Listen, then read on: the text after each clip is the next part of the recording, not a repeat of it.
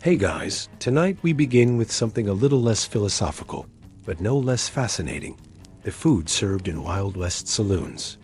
Sure, they were known for whiskey, bar fights, and questionable piano music. But what did people actually eat? And let me know in the comments where you're retuning in from and what time it is for you. It's always fascinating to see who's joining us from around the world. Was it all beans and bacon? Or were there surprises hiding behind those swinging doors? So before you get comfortable, take a moment to like the video and subscribe, but only if you genuinely enjoy what I do here. Now dim the lights, maybe turn on a fan for that soft background hum, and let's ease into tonight's journey together. The first thing that hit you when you walked into a Wild West saloon wasn't the piano music or the sound of someone losing a week's wages at cards. It was the smell. Forget the romanticized scent of sizzling steak and fresh cornbread. It might have been little more than a smoky corner with a blackened pot and a pile of firewood. There were no servers, no menus, and certainly no silverware wrapped in napkins. Just a few wobbly tables, some rickety chairs, and a long, sticky counter where you could eat, drink, argue, or sometimes all three at once. Not because they were tasty, but because they were cheap, reliable, and nearly impossible to ruin. Pinto, black, navy, it didn't matter. If it was dry, vaguely edible. They were warm, they were filling, and they were predictable qualities a cowboy respected more than gold or glory. Beans powered cattle drives, late-night poker games, and the long wait between music sets. And if they caused a bit of noise afterward, well, that was just part of the deal, and could be softened by a long boil. It found its way into the pot. Beans were the backbone of 1,000 meals, feeding tired cowboys from dawn until long after dusk. If you were a regular, the cook might holler beans or stew across the room, and you'd shout back without even making eye contact. Then you boiled them over a flickering flame for what felt like half a day. Finally, you served them with a chunk of salt pork, a biscuit harder than shoe leather, and maybe a side glance that said, "It's whispered that more than one bar fight started not over a card game, but over a well-timed, silent betrayal drifting across the floorboards." And yet, beans endured. When the meat ran out, when the chickens vanished, when the cook was too hungover to think, beans were always there. You get what you get. Some cooks experimented throwing in onions, lard, or even a sprinkle of chili powder if they felt inspired. But mostly, they didn't. In those days, flavor was a luxury. Seasoning came from whatever blew in with the breeze. But if you were new in town, you could expect a few hard stares first. Folks wanted to know if you were going to pay or pass out before your plate hit the table. Or maybe it was run by a grumpy woman in a soot-covered apron, stirring mystery stew with a spoon that doubled as a weapon and a warning. You ate what was there, not what you craved. You sat beside strangers who might save your life in a shootout or rob you blind 5 minutes later. And if the food turned your stomach, well, that's what the whiskey was for. But food was being made somewhere, no matter how crude the setup. And if you could catch a whiff of it through the sweat and whiskey vapor, you were halfway to dinner, at least in theory. The real bouquet was more like a punch in the nostrils, a complex blend of sweaty cowboys, wet tobacco, old beer, damp wood horses that hadn't bathed in a decade, and if you were lucky, the faintest hint of something cooking in the back. Some saloons tried to mask it with sawdust on the floor or pipe smoke thick enough to cause temporary memory loss. Others just embraced it. "You don't come here for the air," barkeeps would say, slapping flies off the counter with a rag that hadn't been cleaned since the Civil War. And yet, somehow, there was always a kitchen. Finding a seat was another matter entirely. Most saloons weren't laid out with comfort in mind. That's what made saloon dining so oddly intimate. It wasn't about taste. It was about endurance. In the harsh hierarchy of saloon fare, beans held the throne. The method was simple and hardly ever changed. First, you dumped the beans in a dented pot. Still, beans offered comfort in their own way. One cowboy eating beans was manageable. 10 cowboys in a small room full of beans? That was grounds for evacuation. Some cowboys even grew fond of them. They could be eaten cold, reheated countless times, and in desperate moments, used to barter. Legends tell of a man who once traded a sack of salted beans and a firm handshake for a half-dead horse. A tough, briny slab of fat and muscle. It could survive a sandstorm, a brawl, and months of neglect in a saddlebag without changing much in taste or texture. Cowboys liked to pretend it was bacon. It wasn't. It was tougher, saltier, and more stubborn. Preserved in barrels thick with brine, it stayed edible more by defiance than design. In that moment, beans were currency, sustenance, and salvation. Cooked wrong, which was often, it was like chewing on a strip of leather soaked in salt water. He didn't complain it was the easiest thing to chew. Meat quality varied. Some balls had tender chunks. Others had meat-like substances. If the cook looked uneasy and the town dogs were suddenly scarce, you just ate around the chewy bits. If you got pepper, you were in a good place. If you got chili powder, brace yourself. But still, stew warmed the body. It could stretch forever with a little extra water and a lot of imagination.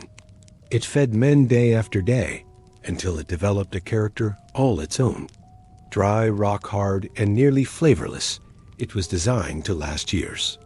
You soaked it in stew, coffee, or even whiskey just to get a bite down.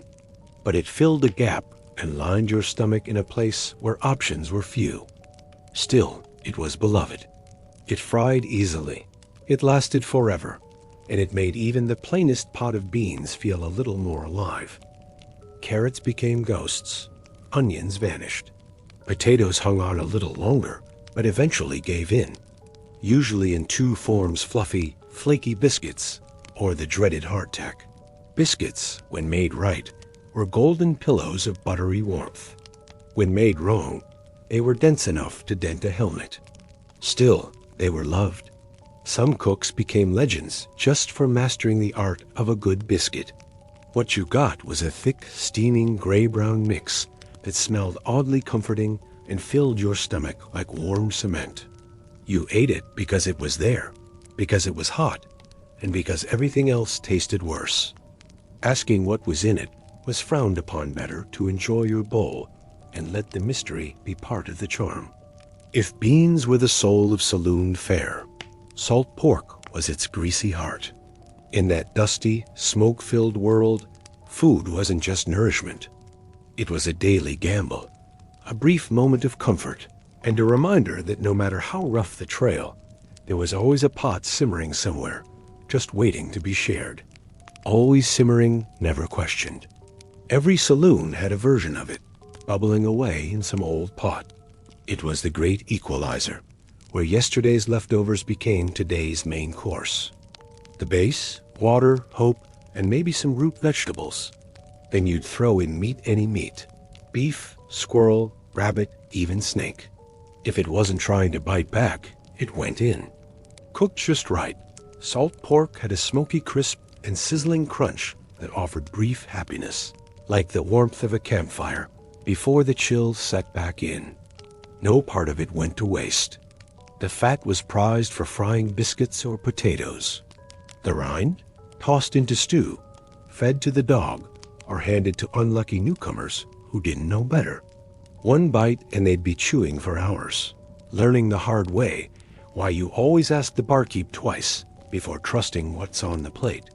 And yes, sometimes the pork looked a little suspicious. A green patch here, a strange smell there. But the code was simple. If it hadn't killed anyone recently, it was fine.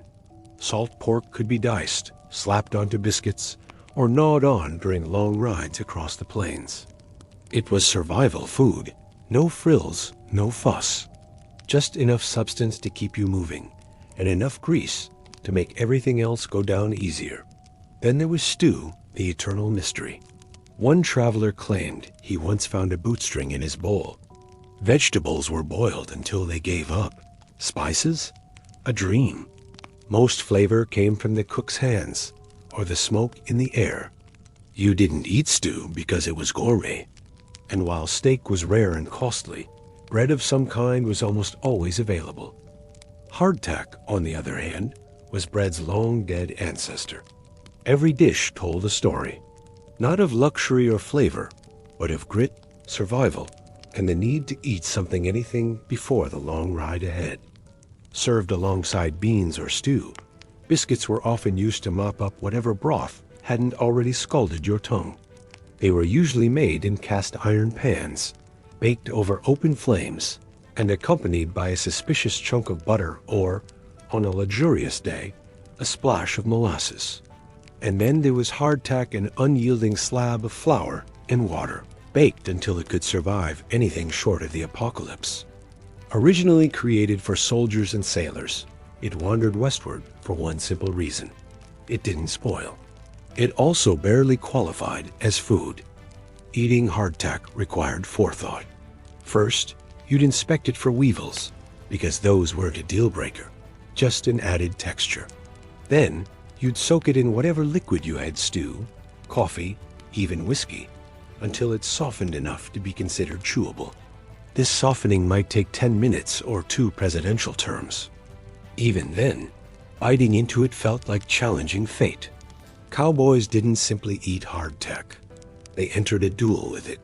Dentists likely made a fair wage, patching up those who dared and lost. But both biscuits and hardtack had their place. They were simple, cheap, and filling. And when calories counted more than culinary flair, that was enough. If you walked into a saloon and spotted a plate of warm biscuits, you counted your blessings. If you got a hard puck of hardtack, well, at least it came with a tail and maybe a cracked molar. Now, if you think modern coffee is strong, cowboy coffee would scoff in your face.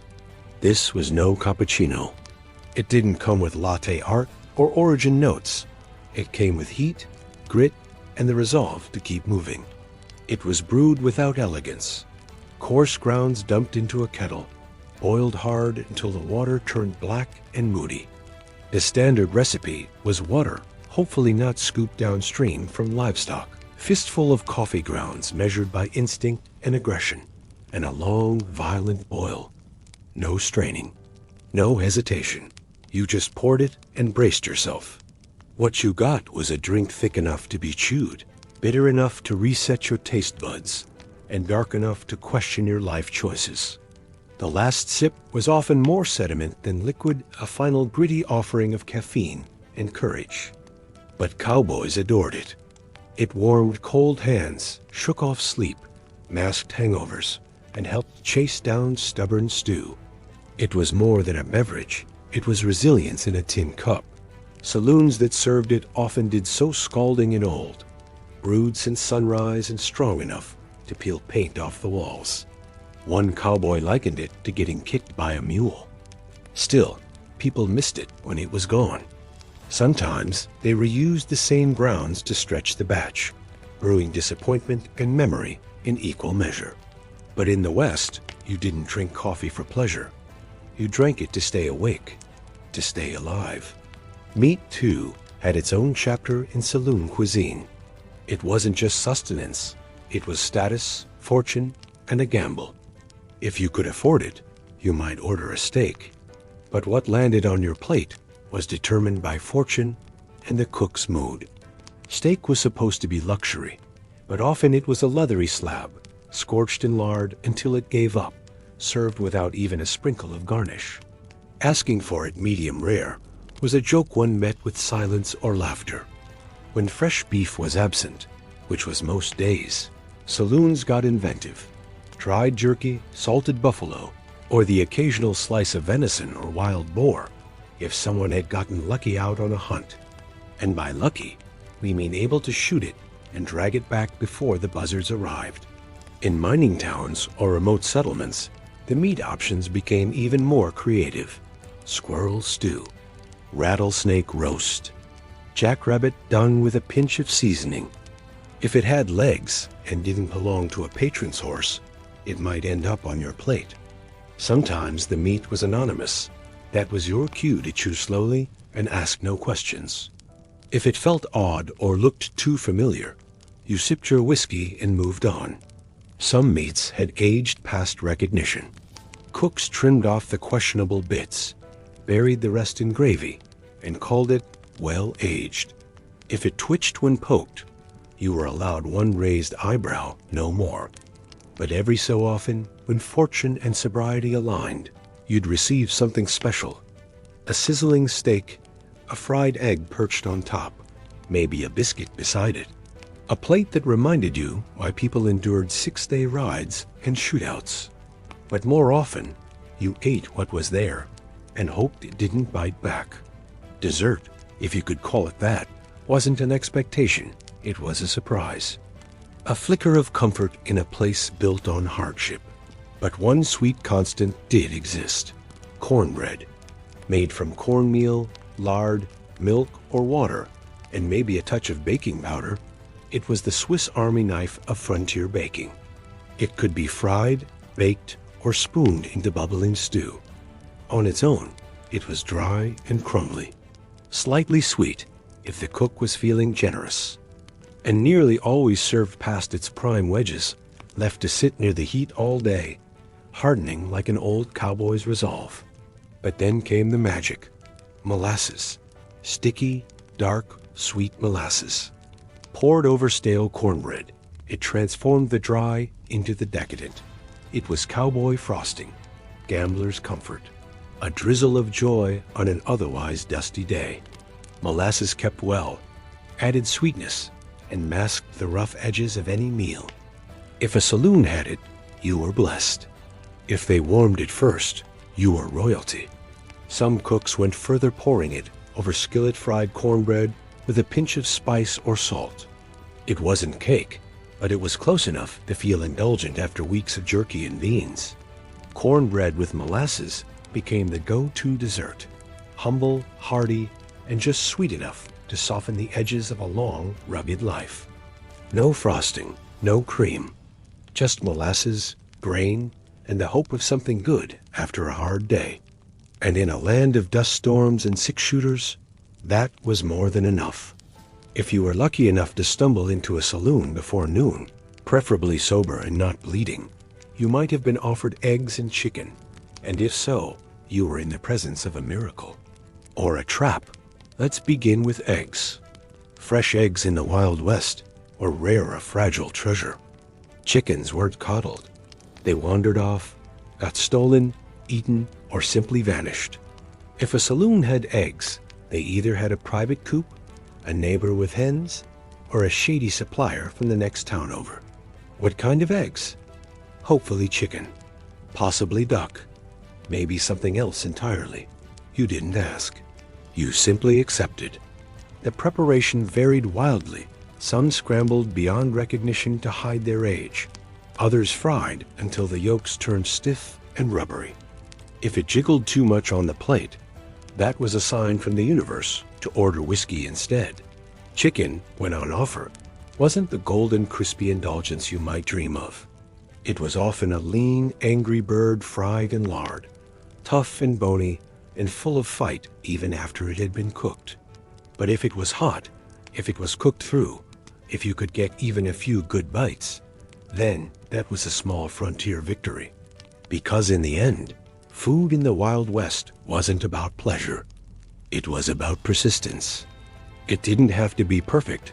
It just had to be enough. Until the flavor tapped out, chicken wasn't always worth the effort of chewing. But it was hot, it was meat, and most importantly, it wasn't beans again. So folks ate it gratefully. You might get a drumstick the size of your thumb, or a whole quarter roasted over open flame. You might also find a feather floating in your gravy, and that was just part of the charm. A breakfast offering of eggs and chicken was more than nourishment. It was a status symbol. It told patrons, we have food that didn't come from a can or a barrel. If the eggs were warm and the chicken wasn't dry, you'd tell your friends about it for weeks. And if it gave you food poisoning, well, that was just the West reminding you who was in charge. Still, there was something hopeful about ordering eggs. They signified morning, survival, and maybe the chance you'd live to drink again by sundown. In a Wild West saloon, pie was more than just dessert, it was a declaration. If you saw a pie cooling behind the bar, steam rising, crust golden, and the scent of apples drifting through the haze of cigar smoke and whiskey breath, you knew the saloon meant business. You also knew that someone in the kitchen had put real care into making it, practically a love letter in a land of dried beans and overcooked pork. Of course, pie in the West wasn't pristine. It wasn't a perfect lattice-topped masterpiece filled with orchard-fresh fruit. It was rustic, uneven, and honest. The crust might be tough, the filling likely canned or dried, and it was almost never warm. Whipped cream was a fantasy, unless a cow had wandered into town. Common varieties were apple, peach, or the ever-flexible berry, which sometimes meant raisins or any fruit-like thing available. If the cook had a sweet tooth, you might get cinnamon. If not, you got crust, a little sugar, and hope. Still, a slice of pie was a rare treat, often the first taste of home a cowboy had since heading west. Saloons that served it knew they had an edge. A good slice could draw travelers from towns over. If it was warm and flaky, you could bet someone would threaten a duel over the last piece. There were tales, some true, some tall of poker games ending in gunfire over pie. You took the last slice was considered just as serious as cheating at cards. In a world where men had been stabbed over spilled whiskey, pie was sacred. Not every pie hit the mark. Some were more crust than filling. Some hinted that fruit had once existed nearby. But if everything aligned, the cook was sober, the oven hot, and the fruit not fermented, then that pie became more than food. It became memory. It became hope, served on a tin plate. Cheese in the Wild West was its own gamble. A bit like poker with a dairy aftertaste. It did exist, but it came with risks. It wasn't a ship neatly in waxed wheels. It was made by someone who once overheard a conversation about cheese making and decided to give it a go. Most saloon cheese came in two forms: hard, waxy, and suspiciously shiny or soft, crumbly, and aggressively fragrant. Without refrigeration, cheese took on a life of its own. Unless it was winter or the saloon was next to a cave, chances were your cheese had developed a personality. It might be cheddar. It might be something else entirely. It might squeak when bitten, or sigh when sliced. Usually served with bread or jerky, cheese helped balance the intense saltiness of everything else on the plate. Sometimes it was melted over beans or toasted on cornbread, assuming the cook felt inspired. But beware, some saloons got creative. Cheese might be old butter. It might be curdled milk rolled in pepper. One merchant swore he bought cheese in Nevada that tasted like boiled sock. He ate it anyway, because even bad cheese was still cheese. A saloon with cheese showed status, connections, and livestock that hadn't yet been stolen. Cheese meant you were in a place that clung to civilization, even if just barely. So if your plate came with a wedge of cheese, you inspected it, tapped it gently, maybe whispered a prayer, and ate it anyway. Because in the West, dinner was always a bit of a gamble. And if it could be soaked in vinegar and stored in a jar, it probably found its way onto a saloon shelf. Pickling wasn't just culinary flair, it was necessity. Before refrigeration, vinegar was the frontier's defense against spoilage. Vegetables, fruit, eggs, even meat, if it could be brined, it was. Pickled cucumbers were the most familiar, crunchy, tart, and occasionally green. They served as side dishes, palate cleansers, or just something to chew between bad decisions. Sometimes they were fresh, with garlic and spice. Other times, they tasted like regret. Pickled eggs floated in murky jars behind the bar like ghostly orbs. Their texture was questionable, their shelf life eternal. Some cowboys swore by them. Others swore at them. Pickled onions were strong enough to clear a poker table. And if you ever found pickled peaches or pears, it was hard to tell if they were dessert or punishment. Still, pickled goods endured. They lasted months, sometimes years. And in a world where meat spoiled in hours, longevity was worth any amount of sourness. Not every jar was safe. Some weren't sealed right. Some were experiments gone wrong. And some stared back. There were tales perhaps exaggerated of men biting into pickled sausages and finding bones or labels reading, "Maybe pork." Still, they were eaten. Because they wouldn't kill you. Probably. And when food was scarce, the kitchen closed, or the stew looked suspiciously mobile, there was always one dependable option left on the menu: whiskey. It needed no stove, no prep, no explanation. It filled your stomach, or at least dulled the memory of hunger. Whiskey in the Wild West was raw and unforgiving.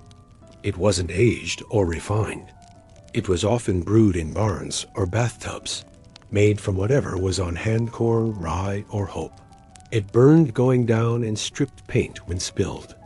It was known as rot gut, chain lightning, or simply dinner. When beans were scorched and bread was moldy, whiskey became the main course. Some saloons offered whiskey special shots, served with a side of biscuit or beans, not for flavor, but to prevent fainting. Some drank it with a pickled egg for protein. Others drank it straight, fast, and without blinking.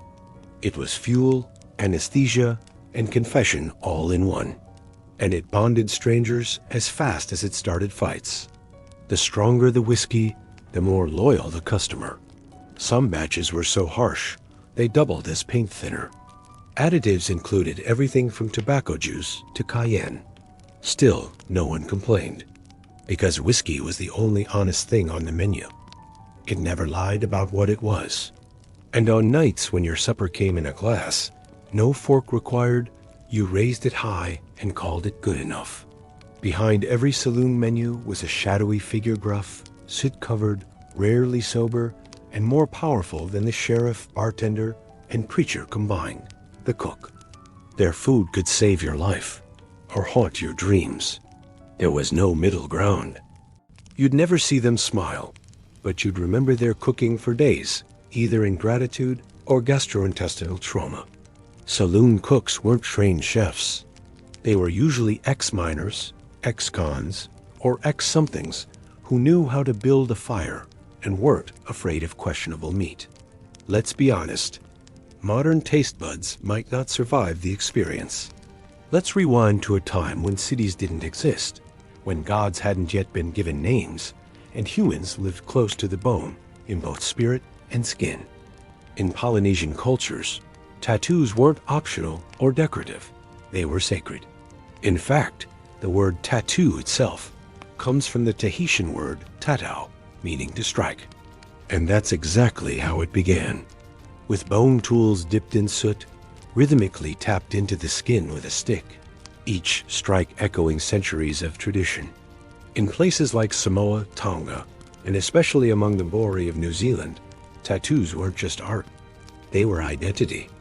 A person's moko, the intricate facial tattoos of the Maori, could tell you everything you needed to know. Their rank, their family, their ancestry, even their personal achievements. The face wasn't just a canvas, it was a living resume. And removing it would be like erasing a man's entire life. Enter the Iceman. Discovered in 1991, frozen in a glacier between Austria and Italy, his mummified body was over 5,000 years old, older than the pyramids. This wasn't a Friday night decision after a few drinks. Missionaries arrived with scissors, soap, and shame.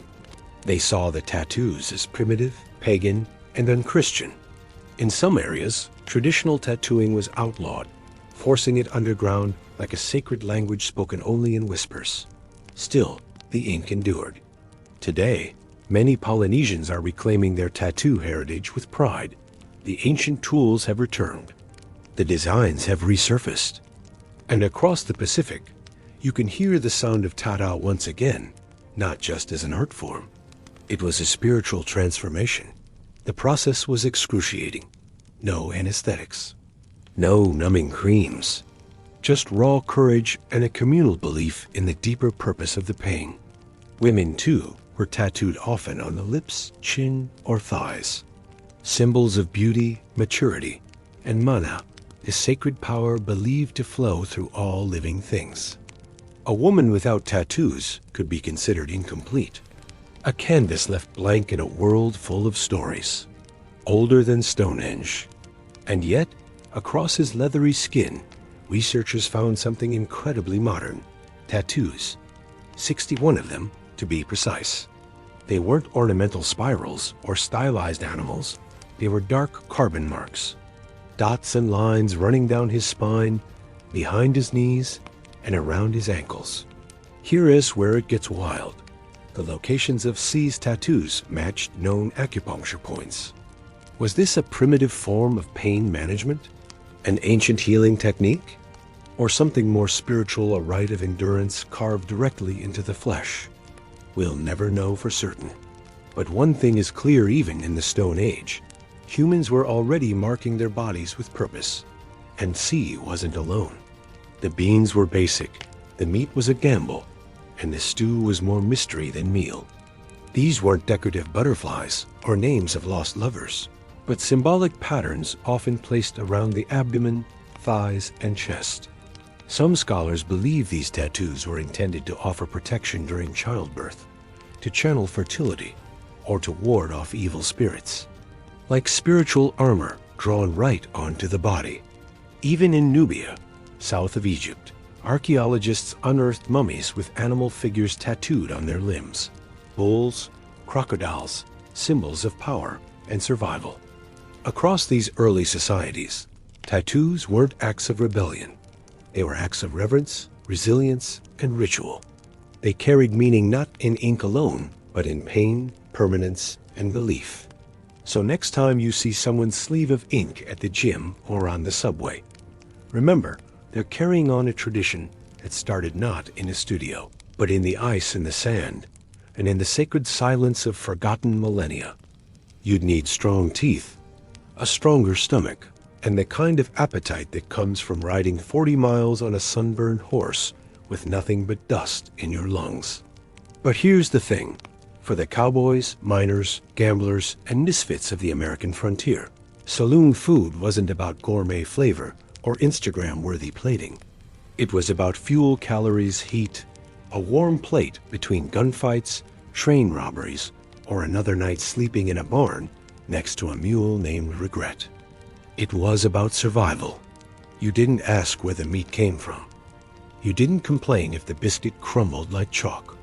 You just sat down, ate what was handed to you, and washed it down with something strong enough to kill bacteria, or at least make you stop caring about it. And when the food was good, and the beans were fresh, the coffee didn't bite back, and the cook had spared a little molasses for the cornbread. It felt like a miracle. So would you eat it if you lived back then? Yes, you wouldn't just eat it. You'd be thankful for it.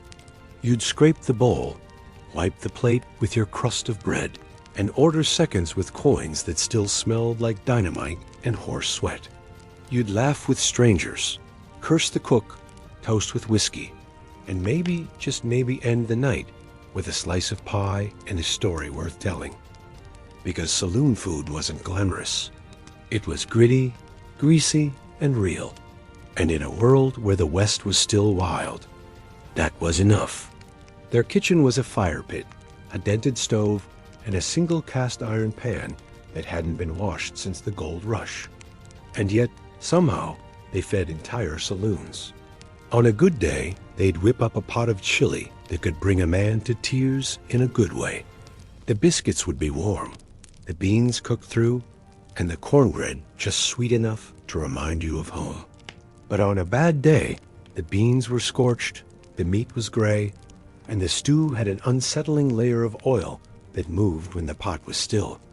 You didn't complain. You couldn't. Saloon etiquette was clear. Never insult the cook. Because the cook controlled everything: the salt, the grease, the mystery meat ratio. If they liked you, you got the freshest cut. If not, you got the spoon scrapings from last night's disaster, reheated into chili surprise. They also doubled as the saloon's unofficial bouncer. No one wanted to get hit by a ladle. They had just survived frying salt pork. And if the cook had a cleaver, which many did, they could clear a room faster than a shotgun. Despite their moods, these cooks were vital. They kept cowboys on their feet, miners from passing out, and travelers from collapsing mid-sentence. They worked long hours in heat and smoke, took insults as seasoning, and lived by a single rule: if you don't like it, there's the door. Or the whiskey. So whether they were your savior or your saboteur, you always nodded respectfully to the cook. Because in the Wild West, they held your stomach and your fate in their greasy, glorious hands. Now that we've walked through the swinging doors, sniffed the stew, and stared down a pickled egg in a foggy jar, the real question remains: would you actually eat the food served at a Wild West saloon? Long before tattoos were scrolled across biceps and backs in trendy shops with buzzing needles, they were something far older etched, not with fashion in mind, but with mystery, meaning, and survival. In ancient Egypt, tattoos appeared predominantly on women, including priestesses and dancers. If you ever thought tattoos were just edgy accessories or signs of rebellion, try saying that in front of a Polynesian chief and watch the room go quiet. Young men would often receive their first tattoos during painful ceremonial rites of passage. But colonialism, as it often does, tried to erase it all.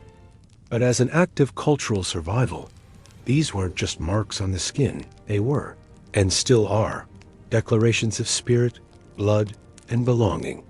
Step into the world of togas, gladiators, and philosophers, and you might not expect to find tattoos. But the country also has a long history of permanent tattoos among tribal communities like the Ba, Gandhi, and Santhal. Why? Because in the eyes of the church, the body was no longer just flesh. And these weren't royal court artists or tribal shamans. These were rough men, calloused by salt and superstition, who began decorating their bodies with anchors, mermaids, and crucifixes. But how did tattoos return to Europe after centuries in exile? Enter the 18th century voyages of Captain James Cook. When his crew arrived in Polynesia, they encountered entire societies marked in ink. Intrigued and amazed, many sailors got tattooed themselves, both to honor the cultures they encountered, and let's be honest, to prove they'd been somewhere exotic. Returning to port with tattoos wasn't just fashionable. It was a kind of resume, a living record of where you'd sailed and what you'd survived. Soon tattoos became the unofficial uniform of the seafaring class. But it wasn't just about style. It was steeped in superstition. An anchor on the forearm symbolized stability.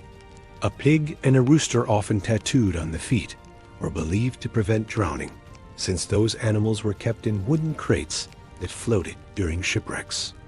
Some sailors even tattooed "Hold Fast" across their knuckles, hoping it would give them the grip to survive rough seas and tangled ropes. And then there were the religious icons' crosses on the back, the Virgin Mary over the heart. Sailors believed these tattoos offered divine protection, an extra layer of spiritual armor when the ocean turned against them. As these inked-up sailors filtered back into European and American ports, it was a temple. And temples, apparently, weren't meant to be scribbled on. The early Christians had a complex relationship with tattoos. On one hand, some groups adopted tattoos as declarations of faith. Pilgrims traveling to Jerusalem would have small crosses tattooed on their wrists to signify their devotion, a permanent spiritual passport. These were symbols of endurance and survival, proof they had made the sacred journey and lived to tell the tale. But that was the exception, not the rule.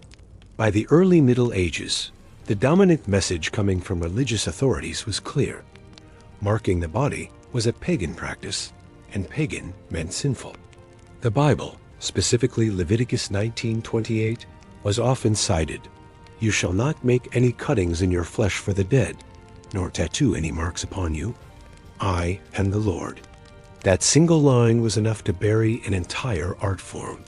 Across much of medieval Europe, tattoos became synonymous with heathenism, witchcraft, and heresy, not something you wanted associated with your name.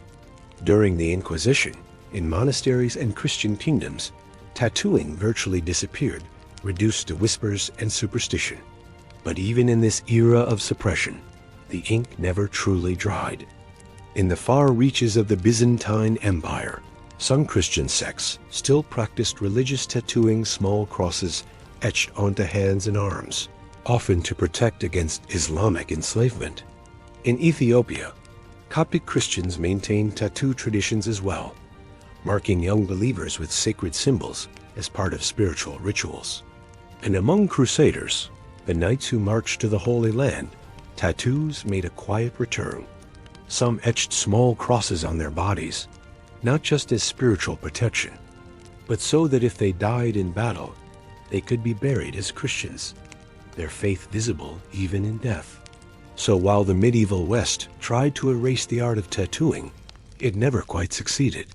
The ink hid in monasteries, pilgrim trails, and desert churches waiting patiently, like a buried relic, for its time to rise again. Tattoos were considered both ornamental and protective. A woman might be tattooed with symbols of fertility, strength, or religious devotion, not on a whim, but as part of a deeply rooted tradition passed from grandmother to granddaughter. These tattoos weren't just for beauty. They were seen as jewelry for the soul, something no thief could steal and no poverty could take away. Meanwhile, in Japan, the story was more complicated. In the early days, during the German period, tattoos might have had spiritual significance, possibly used to mark status or ward off evil spirits. But by the time Japan entered its more structured eras, particularly during the Edo period, tattooing took on a whole new life. First, it became punishment. Criminals were tattooed on the face or arm with marks indicating their crime and region, permanently branding them as untrustworthy. Imagine walking into a village and everyone instantly knowing your sins just by reading your skin. But then something fascinating happened. A counterculture emerged. Outcasts including firemen, laborers, and later members of the Yakuza adopted tattoos not as shame, but as honor. They created elaborate full-body designs called irizumi, often depicting dragons, tigers, and mythological figures. These were masterpieces carved into the flesh over hundreds of painful hours. Each design told a story, a personal legend inked beneath society's judgment. At the same time, Buddhist pilgrims in Southeast Asia developed Sakya tattoos, geometric designs, and Pali scriptures believed to offer protection, strength, and spiritual blessings. These were administered by monks using sharpened bamboo or steel rods, and always accompanied by chant and prayer. In the East, tattoos could be holy or taboo, sacred or criminal. It all depended on who wore them and why. But one thing was certain. In these cultures, skin was never silent. It spoke of power, punishment, prayer, and pride. After all, when we think of ancient Greece and Rome, we imagine marble statues and clean, idealized bodies.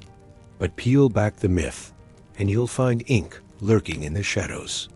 In ancient Greece, tattoos were originally associated with slaves and criminals. In fact, the Greek word stigma, the root of our modern term stigmatize, referred to the permanent marks branded or inked into someone's skin as punishment. These weren't symbolic or decorative. They were labels, warnings. If you were a runaway slave or a captured enemy, your captor might tattoo your forehead with a message like, "Stop me, I ran away." A permanent scarlet letter etched into the skin. The Romans, pragmatic as ever, borrowed this idea and took it further. Soldiers in the Roman army, especially those in specialized legions, were often tattooed to mark their loyalty, a kind of flesh-bound dog tag. But they also used tattoos to brand gladiators, slaves, and prisoners of war. It wasn't about identity, it was about ownership. There's a darker twist here. The early Christians, persecuted by Roman authorities, were sometimes tattooed as a form of humiliation. But centuries later, Christians would reclaim the practice. Pilgrims to Jerusalem in the Middle Ages often returned with small crosses tattooed on their arms, proof of their devotion and suffering. What began as a tool of punishment morphed into a badge of faith. Interestingly, in later Roman times, Emperor Constantine, the same ruler who legalized Christianity, banned tattooing on the face. Not because it was cruel, but because the face, he declared, was made in God's image and shouldn't be defiled. The irony: bodies were still fair game. Unlike in Polynesia, where tattoos elevated someone's social standing, in the Greco-Roman world, they often lowered it. Tattoos marked you as an outsider, a sinner, a slave. But they also told a story, not always one you wanted, but one you carried forever. In these empires of law, conquest, and spectacle, tattoos weren't about self-expression. They were branding, sometimes literally tools of control, punishment, and power. And like all marks of oppression, they would eventually be reclaimed. While the West branded its slaves and criminals, the East took a more spiritual, symbolic approach to body art, where tattoos could be both sacred protection and social paradox.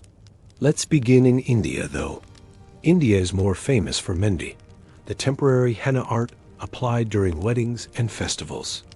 As the Roman Empire gave way to the rise of Christianity, the tattoo needle, once a symbol of identity or punishment, began to vanish from the Western world. As the age of exploration dawned and wooden ships began slicing through unknown oceans, tattoos found a brand new canvas: sailors. Tattoos spread with them, not to the nobility, but to the fringes. Dock workers, soldiers, convicts. Tattoos were now the language of the lower classes, the drifters, and the daring. Still, they held meaning. These weren't decorative. They were biographical, symbolic, ruthlessly hierarchical. In American jails, a teardrop beneath the eye might signal that you've committed murder, or, in some cases, lost someone close. If the church once saw tattoos as marks of sin, modern society started to see them as symbols of freedom, and occasionally, of a very specific kind of cool. In the early 1900s, you could still catch tattooed performers in circus sideshows, tattooed ladies and illustrated men who charged admission to show off their fully inked skin. No visible tattoos was printed right into many job applications. But instead, tattoos have entered a renaissance, not just surviving the digital age, but evolving with it. Today, tattoos are more than ink and skin. What was once taboo is now celebrated across professions, genders, and cultures. Doctors have full sleeves. Teachers wear wristbands of ink. CEOs stroll into boardrooms with elaborate back pieces hidden beneath suits.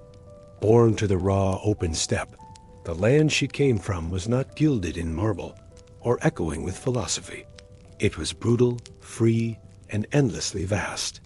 This was the world of the Massagetæ, fierce nomadic horse archers who rode like spirits of the plains, their lives shaped by survival, honor, and war.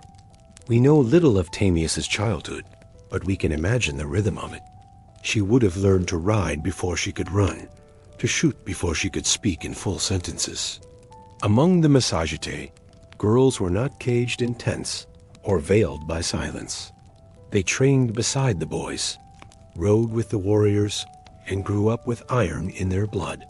To lead, one had to bleed, and Tamias, even as a young woman, bled for her people.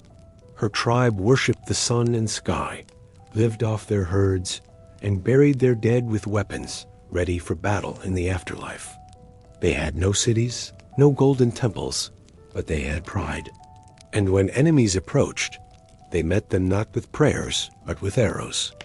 Tamias likely came to power after the death of her husband. Social media has democratized the art form. A tattoo in Seoul can go viral. In Seattle, Artists build global audiences overnight. Customers can book a session with the tap of a phone. And yet the meaning behind tattoos hasn't disappeared. If anything, it's become more personal. People now tattoo sound waves of loved ones' voices, coordinates of where they met their partners, portraits of pets, constellations from their child's birth night, quotes in forgotten languages, etched forever to remember, to heal, to belong. They're powered by apps, augmented by tech, and designed with machines that would make 19th century sailors weep. A walking act of remembrance. Of course, debates still rage. Is it art or trend? Sacred or superficial? Can you truly own your story if it's filtered through algorithms and likes? But maybe that's the point.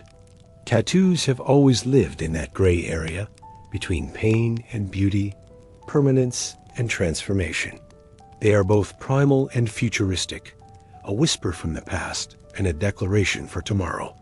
And as long as humans crave meaning, memory, and mark-making, tattoos will endure. Beneath the surface, ink will always speak, even when words cannot. Some artists now use AI to generate hyper-detailed designs. Others work with machines that print ink with surgical precision. And then there's the rise of smart tattoos, experimental patches embedded with sensors capable of tracking vitals, controlling devices, or even lighting up with LED ink. It's not science fiction. It's already being tested in labs. Ink still whispered of crime, deviance, or recklessness, especially for women whose tattooed bodies were policed more harshly. And yet the tide was turning. Tattoo TV shows emerged. Celebrities embraced full sleeves. Tattoo conventions popped up everywhere. The art form was no longer a subculture. It was culture. From rebellion to runway, tattoos had finally re-entered the mainstream, but they never forgot their roots. People gasped, they stared. It was taboo wrapped in spectacle. But something began to shift around the middle of the century. Soldiers returning from World War II brought back simple tattoos. Anchors, eagles, hearts with mom, scrolled inside as personal emblems of pain, patriotism, or survival. These tattoos weren't for show. They were keepsakes, burned into the skin as reminders of the things they'd seen and the brothers they'd lost. Cobwebs on the elbows could symbolize long sentences. Dots on the knuckles, numbers, acronyms, entire identities, rewritten in ink, hidden from guards but clear to anyone fluent in the language. Janis Joplin had a bracelet tattooed on her wrist. The Hells Angels wore ink like a badge of honor. The act of getting a tattoo, still a bit frowned upon by polite society, became an act of rebellion, a way to say, I don't care what you think. And tattoo parlors, they were no longer hidden dens in seedy alleyways. They started to go legit. Artists like Lyle Tuttle, who famously inked Cher and the Rolling Stones, turned the needle into a brush. Suddenly, tattoos weren't just symbols, they were statements. Personal, political, powerful. These tattoos were often done with smuggled sewing needles, paper clips, and pens melted into ink. There was no glamour here, just pain and symbolism. For many inmates, it was less about art and more about identity. Proof that you belonged, or a warning that you didn't. Outside prison walls, these tattoos carried a heavy stigma. They marked you as dangerous, untouchable, beyond redemption. But for the men and women who wore them, the ink was often the only constant, the only part of themselves they owned in a system, built to strip everything else away. Tattoos in prison weren't fashion, they were survival. A star on the shoulders meant you commanded respect. Barbed wire around the neck meant you were a lifer, never getting out. A cathedral with domes on your chest, each dome represented a sentence served. The tattoos told your crimes, your rank, your defiance. But break the code or wear a symbol you hadn't earned, and you might find it carved off forcibly with a knife. In Japan, the Yakuza transformed the art of irizumi once, a punishment, into a badge of honor. Full-body suits of dragons, koi fish, and samurai warriors covered skin from shoulder to ankle, often hidden beneath business suits. Getting tattooed wasn't just an act of rebellion. It was a rite of loyalty, painful, expensive, and permanent. In the U.S. Civil War, soldiers began tattooing their names and regiments on their arms, a grim preparation in case they died in battle and needed identification. A small, painful insurance policy in a world without dog tags. So while kings and clergy shunned tattoos, the men who mapped the world wore them with pride. For them, each mark was a story, a wound, a charm, a prayer. And when the world ended in waves or cannon fire, it might be the only thing left that told your name. By the 19th and 20th centuries, tattoos had drifted far from temples and tribal rites. In many parts of the world, they had become marks of defiance, especially behind bars.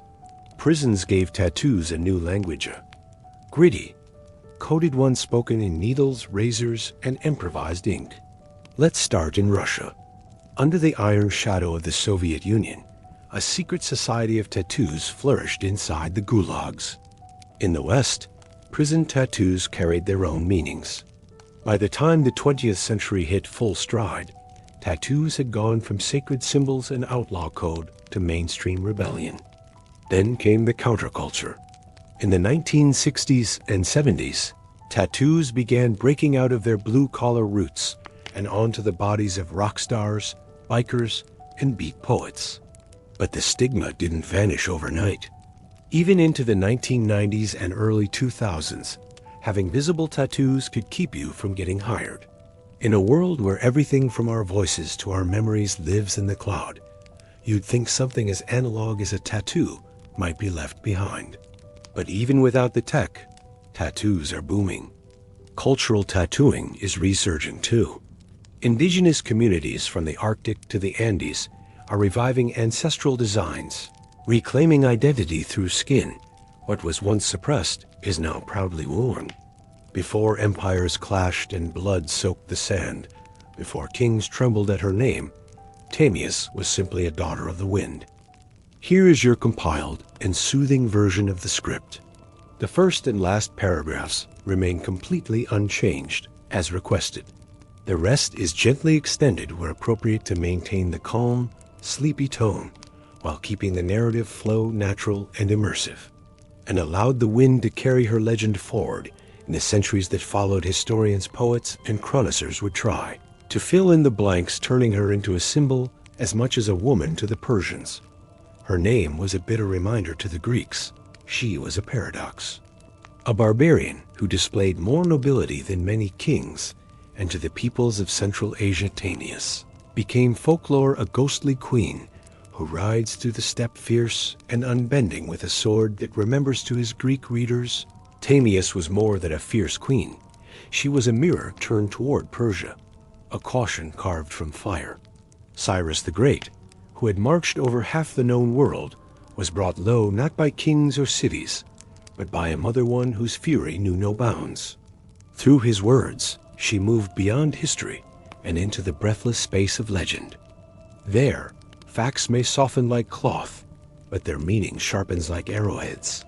She did not raise marble cities or inscribe commands in gold, each masterful with bow and saddle, each feared for their swiftness and sudden fury. It was earned, forged through hardship, trust, and valor. She united the scattered. She led where others faltered. In a place where every sunrise could mean battle, and survival meant mastery of speed and steel, she proved herself again and again. Tamias, as a female leader among them, was rare, but not alone. The steppe allowed for what cities forbade women who rode, hunted, and led. Of the boundless freedom that came with living by the wind and not by walls. Sometimes she was praised as a just queen. Other times she was feared, a savage emblem of what happens when a woman wields too much power. They painted her as a towering vision in armor, crimson and unrelenting, standing over a fallen king. In Kazakhstan, Uzbekistan, and Turkmenistan, Tamias emerged as a nationalist icon, a reminder that strength had always lived in the land and in its women. Schools bore her name. Statues rose. Her image, once cloaked in battle dust, gleamed anew in classrooms and ceremony. She rode again, not in armor, but through the minds of girls who dared to lead. She didn't ride behind a king. She rode against one. And she won. Her story is retold in classrooms from Central Asia to Europe. One image showed her lifting his severed head, triumphant, soaked in history and blood. Was it theatrical? Yes, her justice unflinching. And the blood she spilled crowned her, not with shame, but with defiance. But in every brushstroke was awe. Here was a woman who had not merely survived the world of men, she had mastered it. Tomius left no empire, no seal, no edicts. Yet still her name survives. Not because she asked to be remembered, but because she refused to be forgotten. She was not an assistant to history. She was its author, its disruptor, its thunder on horseback. Both readings were true in their way. She was justice, she was fury. She was not Greek, not Ramang, not Persian. She belonged to no empire, and that made her powerful, untethered, immortal in a way stone never could be. And in their wind-swept verses, Tamias speaks still, fierce and grieving, unbroken and unforgettable. Among the Scythians, archaeologists have uncovered graves where women were buried not with jewelry, but with blades and bridles, armor and arrows, proof that the legends were more than stories. Her people, the Maye, were nomads of the plains, guided not by roads, but by the rhythm of land, wind, and horse. It left no monuments, no grand palaces. And so, her legacy was never carved into the earth. It was carried on the breath of her people. Her name survives through the writings of outsiders and the traditions whispered under the stars. To Persian scribes, she was a bitter footnote. To Greeks, she was a marvel. To her own people, perhaps, she became more. A memory passed in bloodlines and songs. A warrior whose ghost still rides beneath the moon. In the hush of steppe firelight and the lull of battle songs whispered into night. And in that space, Tomius lives on forever in the in-between, where myth holds memory and time yields to story. Cyrus's successors came and went, built palaces, waged wars, and etched their ambitions into history. They fought Alexander the Great. They ruled. And they, too, vanished, dust carried away by the same wind that once blew across Tamias's horsehair banners. Yet her story endured, not in archives or scripture, but in hearts that remembered and in minds that refused to forget. Herodotus described her vengeance in poetic horror. A severed head plunged into a wineskin, brimming with blood. "Drink your fill," she told the man who had taken her son. The image, vivid and unforgettable, was more than fact. It was legacy. Some argue Herodotus distorted events to humble Persia at a time when its power loomed over the Greek world. Others believe the tale, exaggerated or not, held a core of truth. Cyrus, undone by a queen who would not yield. And so, questions linger. Was the blood-filled wineskin a metaphor? A ritual? Or simply the dramatic stroke of a historian with a flair for the symbolic? Medieval manuscripts cloaked her in regal armor, painting her not just as a queen, but as a legend forged from the soil of the steppe itself. The massage left behind no temples, no carved declarations, only the whisper of hoofbeats and the memory of arrows cutting through wind. Instead, it was a Greek Herodotus who passed down her name. Often called the father of history, Herodotus was writing long after her reign had faded into the dust. But through his words, she re-emerged etched into parchment as a figure of awe. In his telling, she was the woman who brought down an empire. A warrior queen, terrifying in vengeance and unwavering in resolve. Renaissance paintings elevated her further, imagining her towering over Cyrus's fallen form, her presence ethereal and unshakable. With every age, she transformed again, a mother, an avenger, a wild queen riding the horizon. A myth, yes, but one rooted in fire. Amid all this shifting image, one truth endured with the weight of inevitability. She changed history. Tamias didn't inherit a throne, she wrested it from fate with blood, will, and vengeance. And for one unforgettable moment, this queen of the open steppe stood tall as empires trembled, proving not all kingdoms are built. Some are born in gallop and grit and rise on the hooves of fury. She may have appointed it, as if after taking her vengeance, Tamias simply rode back into the horizon. Her legacy unfolded like a long breath across the fabric of time. Much of what we know of Tamias drifts not from her people, but from a pen inked far from her lands.